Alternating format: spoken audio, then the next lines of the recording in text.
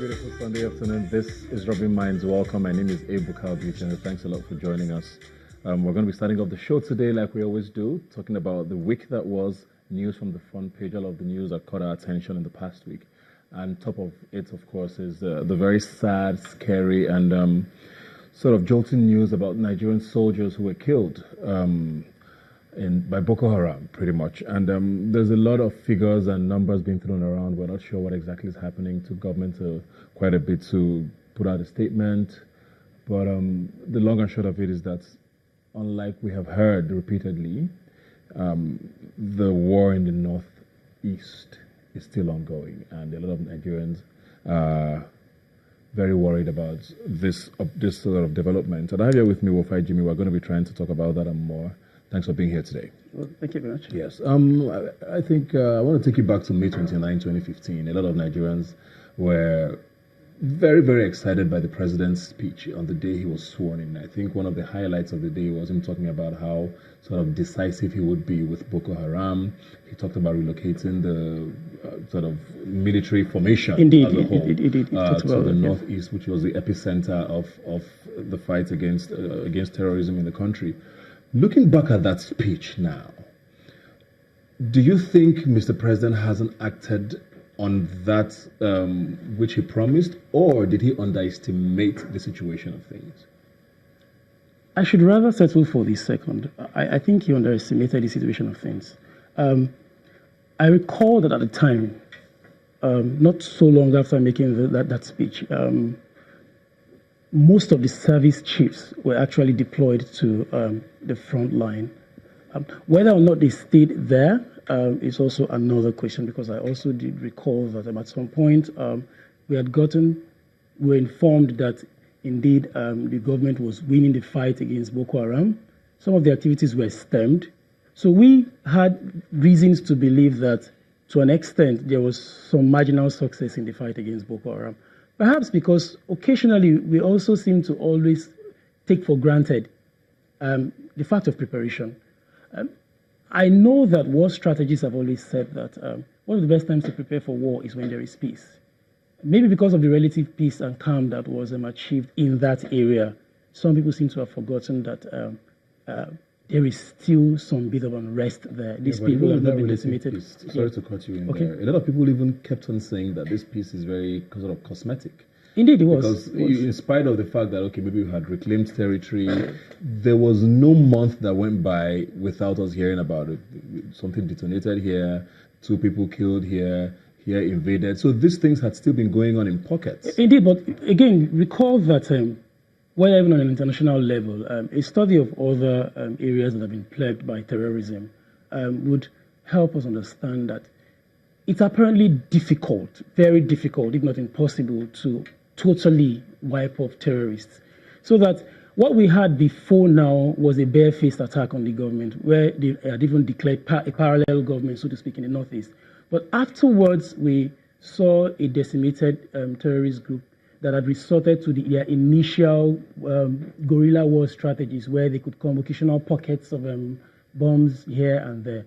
So it's difficult, so to speak, to say that you can easily decimate them. But this brazen-faced attack on military formations, this is so bold.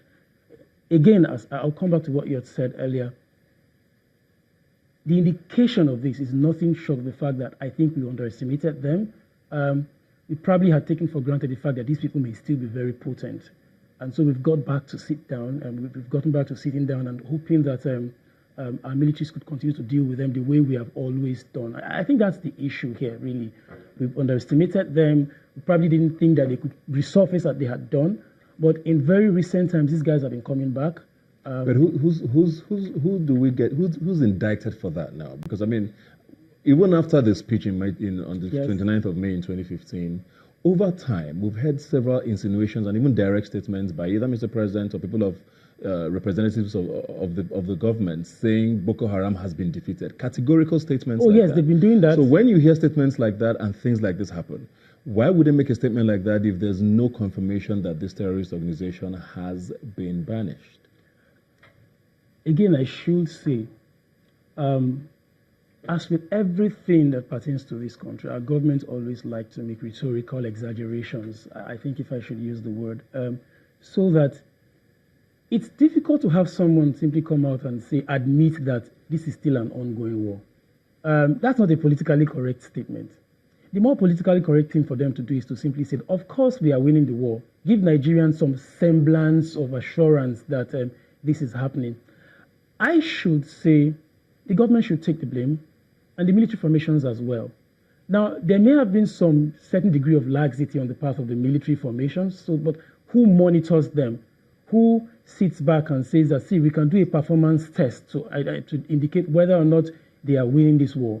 Even if there is such a test, who does the assessment? That's really the issue. Who supervises this, who monitors progression, so to speak, in the advancement in the fight against terrorism? But none of this, nobody does this.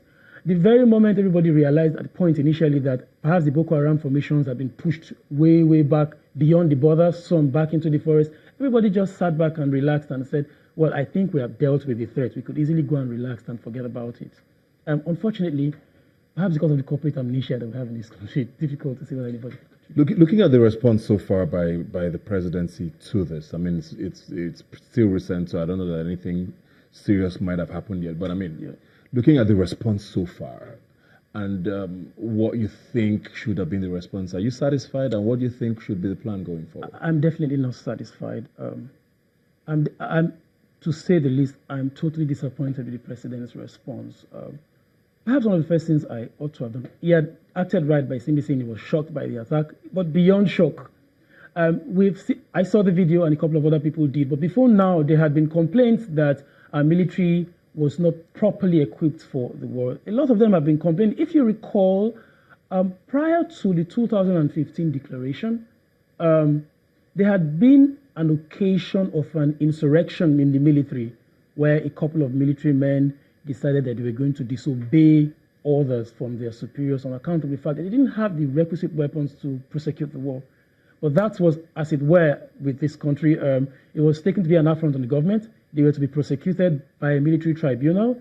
But then the learned senior advocate at the time, Femi Falana, came in, and the matter was still ongoing until some point when they said that perhaps they should give those military men some form of succor, and they got forgiven.